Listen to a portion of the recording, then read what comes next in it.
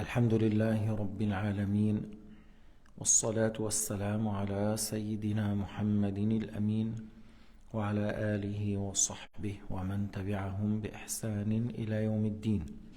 اللهم اجعل نياتنا خالصة لوجهك الكريم. يقول المؤلف الإمام النسفي رحمه الله: فإذا وجد من العبد التصديق والإقرار صح له أن يقول أنا مؤمن حقا.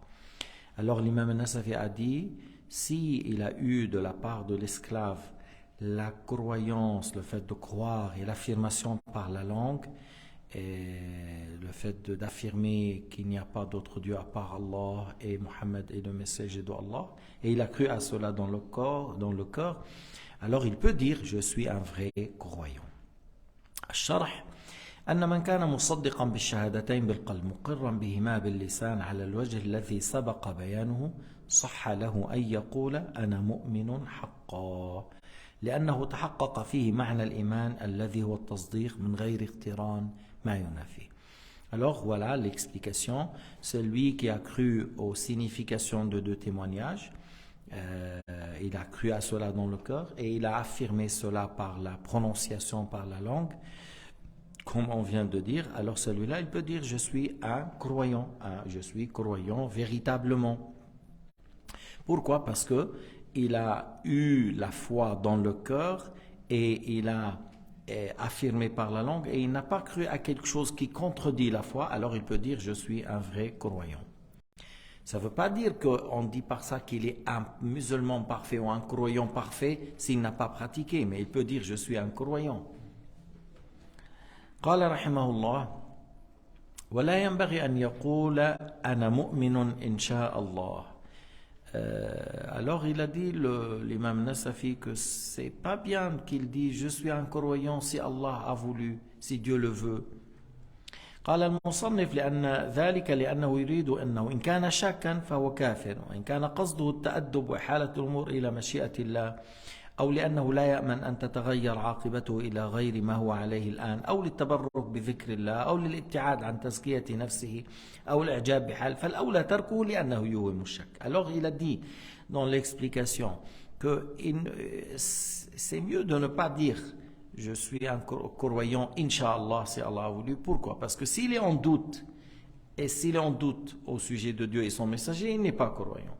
Alors si on dit mais non, il n'est pas en doute, mais il a dit parce qu'il dit je ne sais pas sur quel état je vais mourir, ou il dit que parce que je voulais dire Inch'Allah pour citer le nom de Dieu, pour la baraka, et pour dire que c'est Allah qui m'a guidé, c'est grâce à Dieu.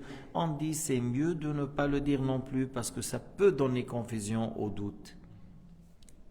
Mais tu peux dire, si tu veux ça, alors tu dis, je suis croyant, walhamdulillah, tu vois, au lieu de dire Inch'Allah, mais plutôt tu dis, walhamdulillah, ou grâce à Dieu.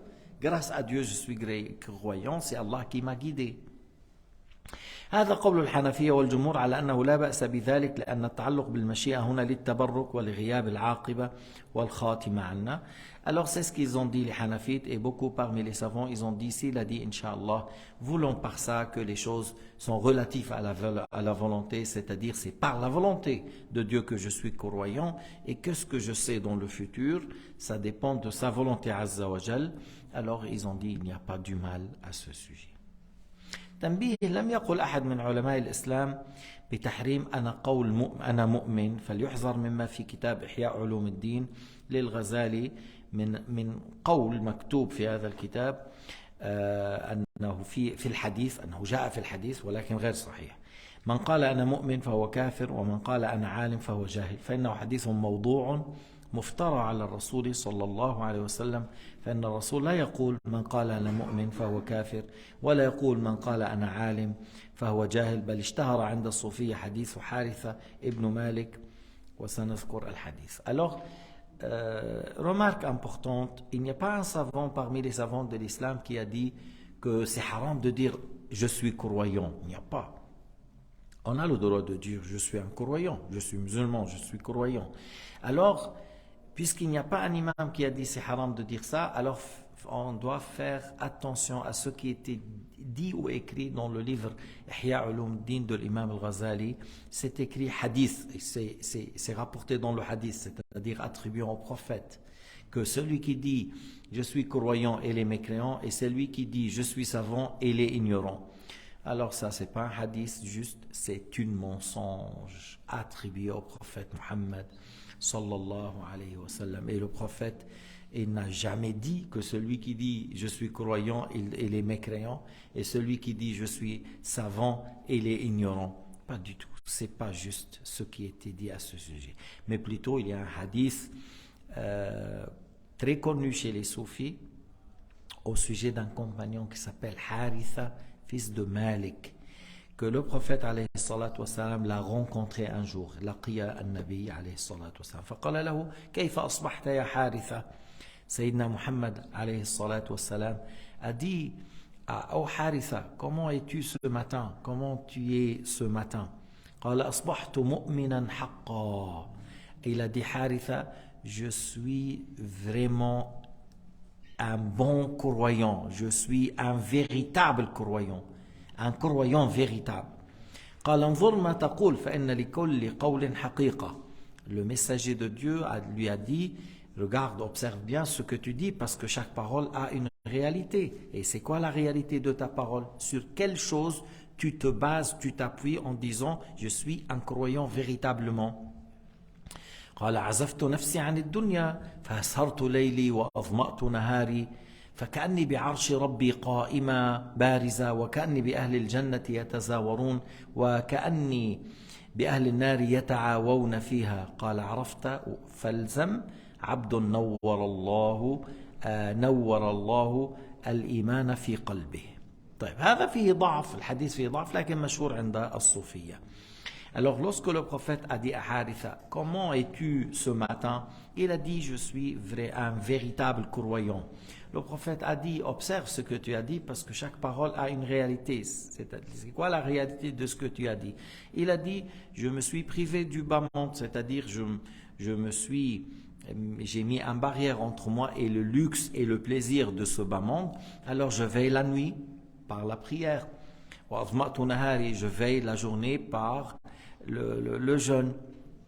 Comme j'adore Dieu, comme je suis en train de voir le trône, comme si je vois en train les gens du paradis lorsqu'ils se visitent entre eux, comme si je voyais les gens de l'enfer hurlent à cause du châtiment. Je fais l'adoration à l'état de celui qui voit le trône, qui voit les gens dans le paradis et qui voit les gens dans l'enfer, c'est-à-dire qu'il est plein de foi, plein d'obéissance, plein de certitude, et il a complètement délaissé le bas monde et il s'est parti dans la recherche de la provision du jour dernier.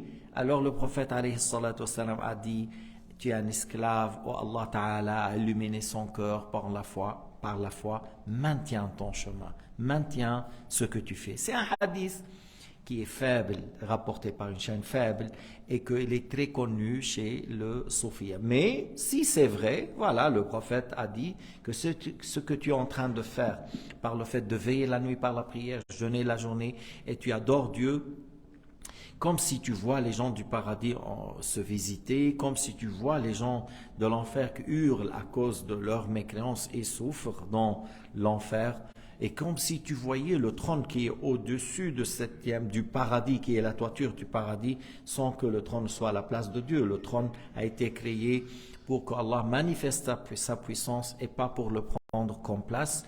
Et il a dit, continue,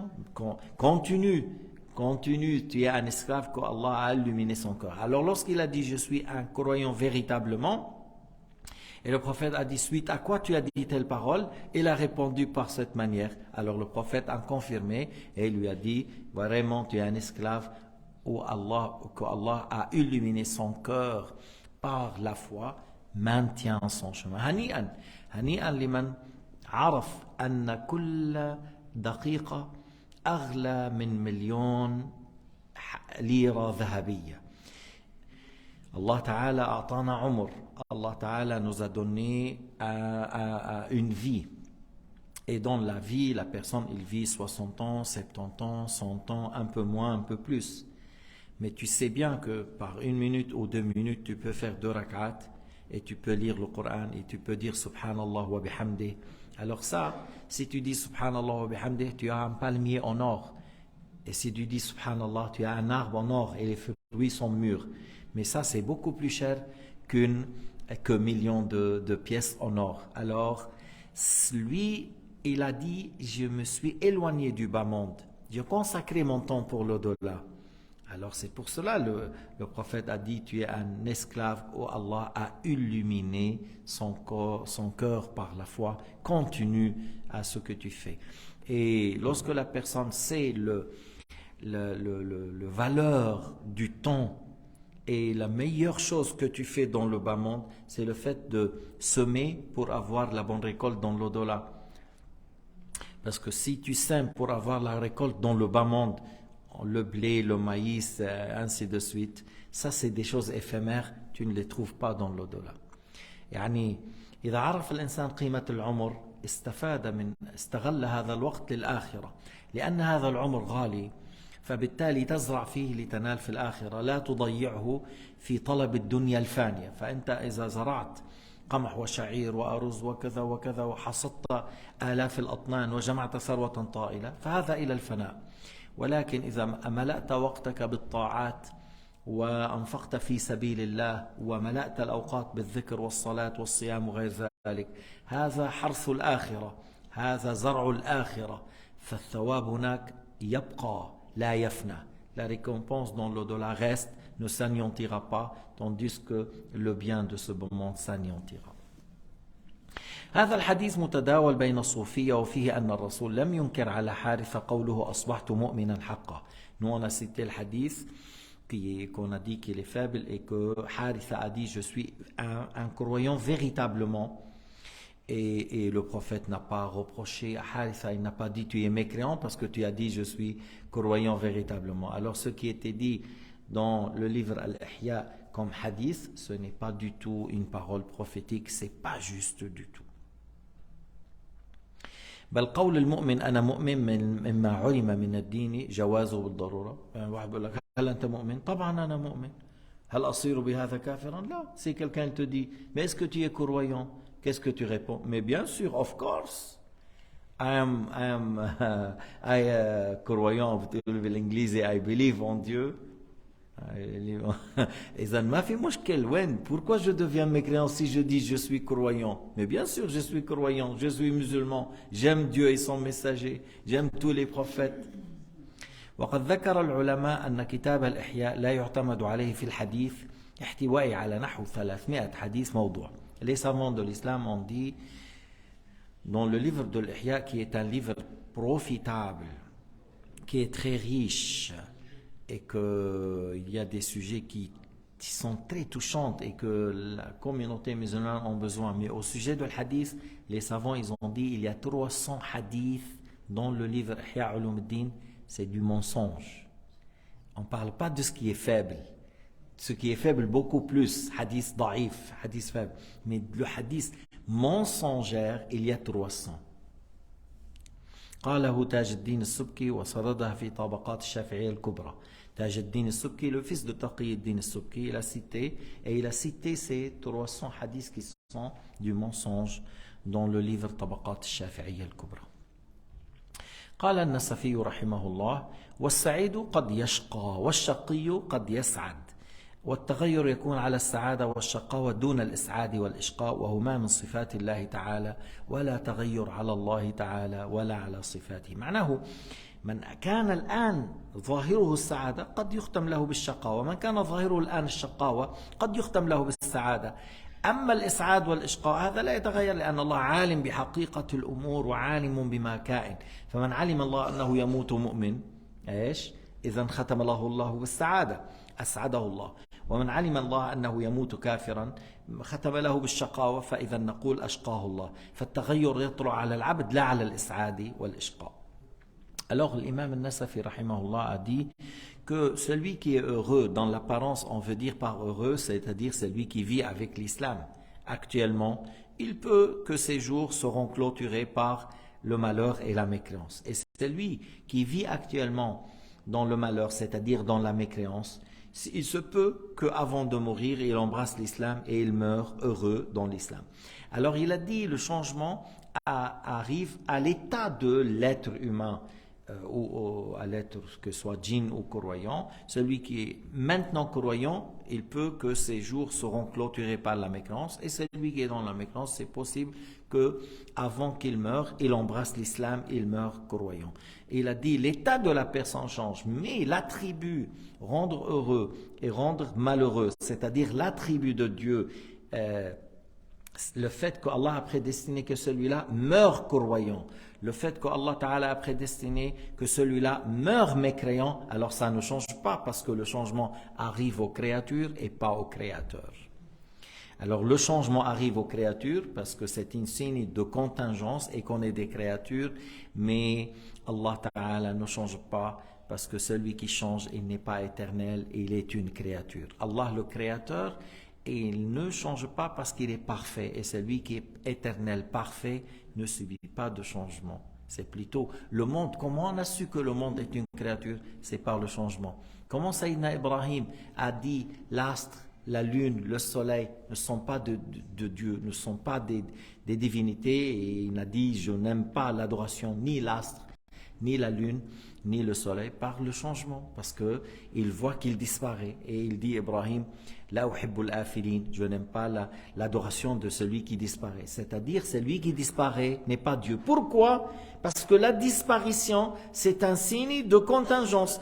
Puisqu'il a disparu, il a changé d'un état à un autre. Celui qui change n'est pas Dieu. Et voilà l'argument de Ibrahim alayhi salam, que celui qui se déplace d'un état à un autre, qu'il change d'un état à un autre, et celui qui a une forme et un aspect, il a eu besoin de quelqu'un qui lui a donné la forme et l'aspect, et Sayyidina Ibrahim a dit clairement, voilà, je n'adore pas ça, c'est pas des dieux, c'est pas mon Dieu la lune, c'est pas mon Dieu le soleil, c'est pas mon Dieu l'astre. Et lorsqu'ils n'ont pas compris, il a dit clairement, alors je n'adore que Allah, que celui qui a créé le ciel et la terre. الشرح السعيد قد يشقى عند الماتريدية أتباع أبي حنيفة وكذلك العكس. مرادهم بهذا أن الشخص قد تكون حالته حسنة ثم يختم له بالكفر، فهو بالنسبة إلى حالته الأولى سعيد حسب الظاهر، بالنسبة لحالته الأخيرة شقي لأنه مات على الكفر. وكذلك الشقي الذي هو متصف بالكفر قد يتحول حاله إلى الإيمان بعد الكفر فيموت على الإيمان. هذا أيضا بالنسبة لظاهر حاله تغير من الشقاوة التي هي حال من يستحق العذاب الأبدي في الآخرة إلى السعادة التي هي حال من يؤبد في النعيم المقيم. Alors déjà le commentaire que j'ai fait ou la traduction sur la parole, c'était ça. Il y a ce que je viens de lire en arabe, que celui dont l'apparence est croyant maintenant, c'est possible que son état change, qui était dans la croyance, et c'est possible que son état change et qu'il mécroit et par la suite il meurt mécréant. Et d'ailleurs dans le hadith, le prophète l'a dit, إن الرجل يعمل الزمان بعمل أهل الجنة حتى ما يكون بينه وبينها إلا ذراع فيسبق عليه عمل أهل النار فيعمل به فيختم له فيموت فيدخلها. Alors le prophète alayhi salatu wassalam a dit, il arrive que la personne agit tout le long de la vie avec la foi, avec les actes qui ramènent au paradis, jusqu'il n'y aura entre lui et le paradis qu'une coudée. C'est-à-dire, s'il meurt maintenant, il entre au paradis. Alors, yasbiq alayhi al-kitab, il fait ce qui est prédestiné, et cette personne se détourne de l'islam, quitte l'islam avant la mort, et il agit par les actes qui ramènent à l'enfer, et il meurt sur cet état, il ira à l'enfer. Et le prophète alayhi salatu wassalam a dit que c'est possible que l'être humain agit tout le long de la vie par les actes qui ramènent à l'enfer, jusqu'il n'y aura entre lui et l'enfer qu'une coudée. Et par la suite, il arrive à faire ce qu'Allah a prédestiné pour lui, parce qu'Allah a prédestiné qu'il embrasse l'islam, qu'il croit en Dieu, et qu'il meurt dans l'état de foi et de crainte, et par la suite, il ira au paradis. Alors, c'est ce qu'ils ont dit, le Maturidiyya, que c'est-à-dire l'aspect de la personne, il est dans la foi actuellement, c'est possible que les jours seront clôturés par la mécréance. Ou celui qui est dans la mécréance, c'est possible que ces jours seront clôturés par la foi avant qu'il meure un jour, une heure, une semaine, un mois, 2 ans, moins, plus. Il a embrassé l'islam et il est mort sur cet état et il ira au paradis. Maintenant, tout cela, c'est prédestiné par Dieu. Même les imaginations qui arrivent à toi, c'est prédestiné par Dieu. Et Allah Ta'ala a su, avant qu'on soit créé, comment on va passer d'une étape à l'autre et dans quel état on va mourir. Si Allah a su que tu vas mourir musulman, tous les gens de la terre n'arrivent pas à te faire mourir sur la mécréance. Si Allah Ta'ala a prédestiné que celui-là, il meurt mécréant, tous les gens de l'islam, tous les imams, s'ils sont venus pour lui convaincre à rentrer dans l'islam, par exemple, avant qu'il meure, ils ne peuvent pas. Ce que Allah a prédestiné aura lieu. C'est pour cela qu'il a dit le changement arrive aux créatures, mais pas à l'attribut de Dieu. Allah subhanahu wa ta'ala, ses attributs ne changent pas. Ce qu'il a prédestiné ne change pas. Si quelqu'un dit, tu viens de dire ce qui est prédestiné aura lieu, c'est-à-dire si Allah a prédestiné que je tombe malade un mois avec Corona et ils vont me ramener à l'hôpital et par la suite, Dieu ne sort pas de l'hôpital vivant, mais plutôt je sors mort. Alors pourquoi faire dua? On dit parce que des fois, Allah Ta'ala a prédestiné que tu tombes malade et Allah a prédestiné que tu fais dua et que ton dua qui sera exaucé et c'est prédestiné aussi par sa volonté. Allah a su que tu auras tel problème, telle maladie, et que tu vas à l'hôpital et on te donne assez de médicaments, tu ne trouves pas de guérison. Alors, ta mère ou toi-même a fait dua et Allah a exaucé à ta mère et tu as trouvé guérison.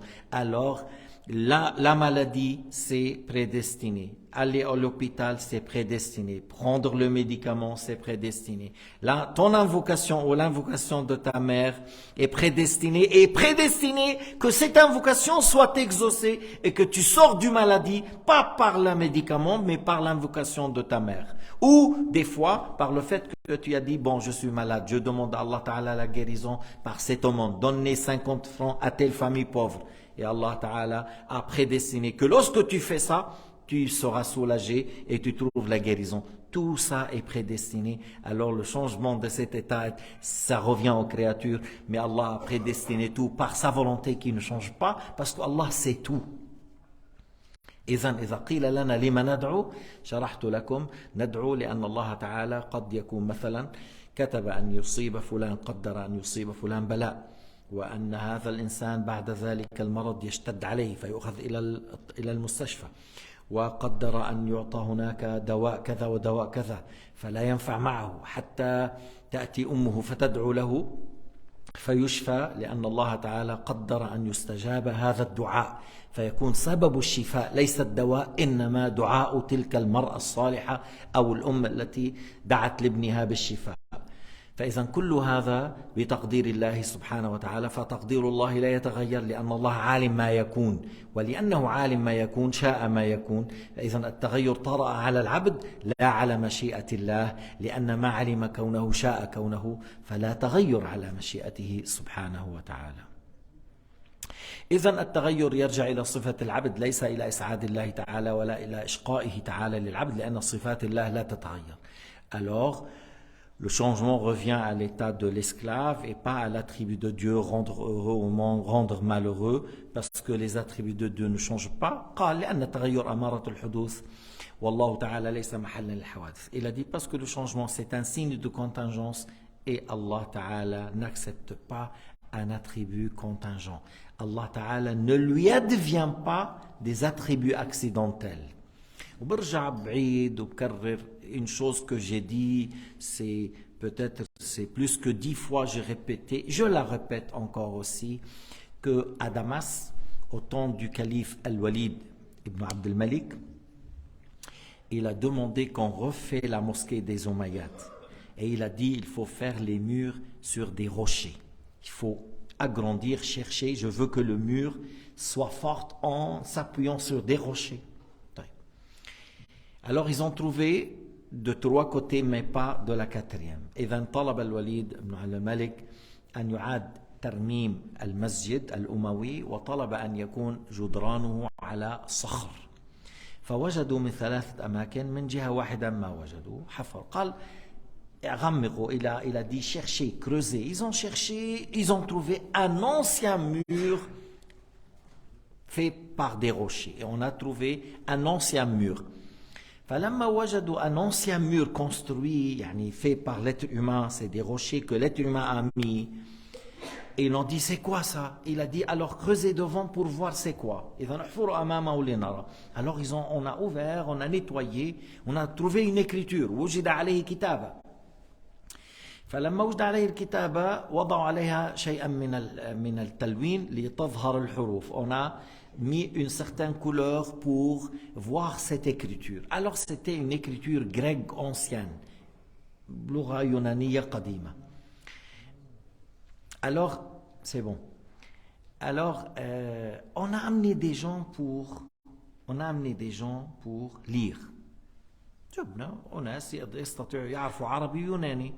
amené des gens qui connaissent la langue arabe et grecque pour traduire. Qu'est-ce qui est écrit? لما كان هذا العالم لا يخلو من أمارة الحدث وهو التغير. Et c'est écrit, lorsque ce bas monde n'est jamais sans les signes de contingence. دل على وجود الموجد الأزلي. Lorsque ce bas monde n'est jamais sans les signes contingents, ça prouvait, ça donnait la preuve de l'existence du Créateur éternel sans début. Parce que celui qui change, il a besoin d'un Créateur. Le Créateur ne doit pas être comme ce bas monde. Parce que celui qui change n'est pas un créateur. Alors, ce bas monde est une créature, puisqu'il change. Alors il a un créateur. Le créateur est éternel, n'a pas de début. Et le créateur n'est pas comme le bas monde, alors n'a pas des attributs contingents, n'a pas des attributs accidentels. Alors, dalla ala wujud al-mujid al-azali, le créateur éternel. ليس كما يقول ذو السنين وذو اليدين. Il a parlé de deux en parlant comme un surnom. C'est lui, l'homme des dons, l'homme des mains. Il vise par ça certains philosophes, comme tu dis, Aflaton, Aristote. C'est possible pour les dénigrer. Il n'a pas cité leur nom, puisque c'était des gens qui disaient que le monde n'a pas de début et c'est de la mécréance. Pour les dénigrer, il a cité certaines choses. Il a dit, il a cité une personne ou deux, qu'ils disent que le monde n'a pas de début. Et c'est les philosophes grecs qui disent que le monde n'a pas de début. Alors il a dit, ça a été construit, ces lieux pour l'adoration du Créateur, celui qui prie dedans, qu'il fait une invocation en faveur de celui qui l'a construit. Ça a été fait par un homme de bien. Ce lieu a été construit par un homme de bien. Cette mosquée, c'est un lieu d'adoration pour l'adoration d'Allah, l'unique, qui n'a pas de début. C'est lui qui rentre dedans, qui fait une invocation en faveur de cette personne. Alors j'ai dit, mais ce qu'ils ont dit l'Ash'a'ira ou al-Maturidi, ce qu'ils ont dit nos imams aussi aujourd'hui, au sujet qu'Allah Ta'ala a des attributs sans début, sans fin, ne change pas. C'est des choses que les prophètes avant Sayyidina Muhammad ont enseigné. Sinon, pourquoi on l'a gravé sur les murs des roches, des murs d'une mosquée? Pourquoi? On a sculpté ça sur le mur d'une mosquée pour dire que ce bas monde n'est jamais sans les signes de contingente qui prouvent que ce bas monde est une créature créée par le Créateur éternel et qui n'a pas des attributs contingents. Alors, ce lieu a été fait pour l'adoration du Créateur unique, celui qui prie dedans, qu'il fasse des invocations en faveur. Moi, ça me fait, lorsque j'entends ça, subhanallah, alors les élèves de Sayyidina Isa, les élèves de Sayyidina Moussa, apprenez l'aqida comme les élèves aujourd'hui parmi les croyants qui suivent le prophète Muhammad sallallahu alayhi wa sallam. Et d'ailleurs, pour vous rappeler une chose, que lorsque le cousin du prophète Ja'far a récité Surat Maryam devant Asham al-Najashi, le roi de l'Éthiopie. Et Najashi, il a pleuré, les gens de l'église ont pleuré, il a pris il a dit, il n'y a pas de différence entre ce qui était révélé à Jésus et ce qui était révélé à votre prophète, même à l'équivalent de ce petit bois, où c'est pour dire que c'est la même religion, la même croyance, et c'est ce qu'on dit, le même tawhid, autant de Sayyidina Adam, autant de Sayyidina Ibrahim, qui a pris la preuve que l'étoile, le soleil, la lune changent, alors ce n'est pas des dieux, il ne faut pas les adorer. Et on vient de dire que Allah Ta'ala ne change pas, le changement arrive aux créatures. Celui qui change n'est pas Dieu. Mais le Wahhabiyya, lorsqu'ils disent Allah il s'assoit, après ils disent il descend, après ils disent le jour du jugement on lui donne une chaise, il s'assoit, après ils disent il dévoile son tibia, après ils disent il va au Firdaus en ayant des souliers en or. Ah, mais ça va pas du tout, mais ça contredit la croyance de Sayyidina Ibrahim, de Sayyidina Muhammad, ça contredit le Coran al-Karim, ça contredit la raison saine, et la raison saine, c'est la plus grande force et preuve de la véracité de l'islam, c'est la raison, et il faut jamais négliger la raison. Celui qui néglige la raison, il va cogner le mur. Dans le bas monde, dans n'importe quelle affaire, c'est lui qui laisse la raison à côté et il va taper les murs. On a besoin d'utiliser la raison pour les petites choses, que du temps pour la religion, que du temps pour la foi, que du temps pour croire à celui qui a créé ce bas monde. On ne peut pas dire non, laisse la raison à côté. Et souvent, le Wahhabiyya, dans les débats, ils disent laisse la raison à côté. Alors là, on discute aveuglement. Si tu dis laisse la raison à côté, alors on débattre comment? Comment on parle alors? Si on laisse la raison à côté, alors c'est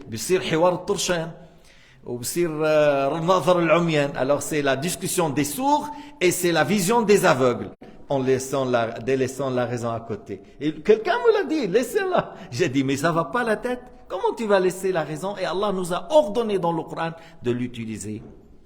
Je répète. Alhamdulillah ala ni'mat al-Islam, louange à Allah Ta'ala qui nous a guidés à être musulmans. Et lorsque la personne a la bonne croyance, alors il peut dire je suis un vrai croyant. Puis après, s'il cherche la perfection, il faut qu'il mette en pratique ce qu'Allah a ordonné, il faut qu'il délaisse ce qu'Allah a interdit. Walhamdulillahi rabbil alamin. Wa sallallahu ala sayyidina Muhammad wa ala alihi wa sahbihi wa sallam tasliman kathira.